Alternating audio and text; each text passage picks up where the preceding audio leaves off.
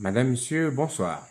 Bienvenue sur la chaîne YouTube de Georges Parfooundi, Kanga TV. Le Cameroun politique, parlons-en. Octobre 2025, on a connu la présidentielle. Et puis, tout le monde était d'accord pour savoir que les législatives et municipales vont se dérouler en mars ou avril 2026. Sauf que, il y a eu prorogation du mandat des conseillers municipaux. Et puis par la suite, prorogation du mandat des élus à l'Assemblée nationale, ce qui a un peu bouleversé le calendrier politique du pays pour ceux qui attendaient et qui s'étaient déjà préparés pour des éventuelles élections en mars 2026. Et comme vous le savez, comme on a coutume de le dire, il n'y a que le président de la République qui détient le vrai calendrier électoral du Cameroun. Nonobstant tout cela, il y a eu ce qui a créé ce qu'on peut appeler aujourd'hui un petit séisme politique au niveau du Cameroun avec la révision constitutionnelle qui instituait le poste de vice-président.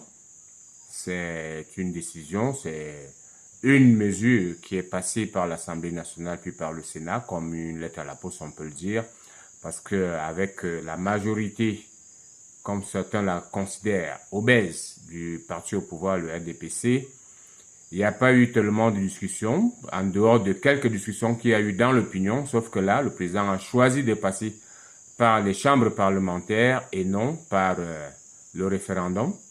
La loi le lui permet. Et depuis donc que cette disposition a été prise, il est vrai, elle n'a pas encore été promulguée par le président de la République, mais les avis vont bon train, les supputations vont dans tous les sens, à savoir qui sera le vice-président du Cameroun, sur quels critères est-ce qu'il sera choisi, est-ce dans le jeu des équilibres qu'on a souvent connu, le président de la République qui est du Grand Centre-Sud, le président de l'Assemblée nationale qui est du Nord, le président du Sénat qui était de l'Ouest.